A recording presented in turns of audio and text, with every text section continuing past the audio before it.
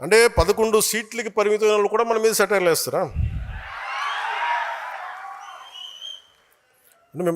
నేను ఎక్కువ మాట్లాడిన వాళ్ళ గురించి కాదు, వాళ్ళు ఒకేసారి చేరంటే కొంచెం చిరాకు వేస్తాయి కదా మనకు కూడా, చాలా ఆపున్నాయని. అలాగే పర్యావరణాన్ని పరిరక్షించే అభివృద్ధి ప్రస్థానం, ఈ అంశాన్ని ప్రాథమిక సిద్ధాంతాలకు ఎందుకు పెట్టామంటే మనిషి నాగరికత ఏర్పడినప్పటి నుంచి అభివృద్ధితో పాటు కొంత విధ్వంసం తప్పదు.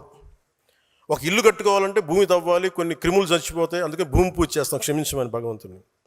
అందుకే జనసేన తీసుకునేది green activism, not militant green activism. It has to be regulated. మన అవసరాలు తీర్చుకోవాలి, కానీ ఆ అవసరాలు ప్రకృతిని పూర్తిగా నాశనం చేసే విధంగా ఉండకూడదు. మనం తిండి గింజలు పండించాలి, ఇల్లు కట్టుకోవాలంటే కొంత భూమి తవ్వాల్సిందే. సంస్కృతిలో భూమి పూజ చేస్తాం, శాంతి పూజ చేస్తాం. ఒక తలుపు, ఒక ఫర్నిచర్ చేయాలి, కుర్చీలు కావాలంటే ఒక చెట్టు నేను నరకాల్సి రావచ్చు. మనం కూర్చుని హాల్ నిర్మించాలంటే కొంత ప్రకృతి విధ్వంసం తప్పదు. మనం వాడుతున్న ప్లాస్టిక్, నీళ్లు తాగే బాటిల్స్, ఇవన్నీ కూడా కొంత ప్రకృతి వనరుల దోపిడీ ద్వారానే వస్తాయి. సో ఏం చేయాలి వీటన్నిటికంటే, how do we regulate the exploitation of our own forest and resources and nature అన్న ఆలోచన విధానం మనకు రావాలి. కొంచెం బాధ్యతగా ఉండాలి. ఒక చెట్టు నరితే కనీసం మనం 100 చెట్లు నాటగలగాలి. మనం చాలా విషయాలు తిరిగి తెచ్చుకోగలం, కానీ తాగే నీళ్లు, స్వచ్ఛమైన గాలి ఒకసారి కలుషితమై తిరిగి తెచ్చుకోవడం చాలా చాలా కష్టం.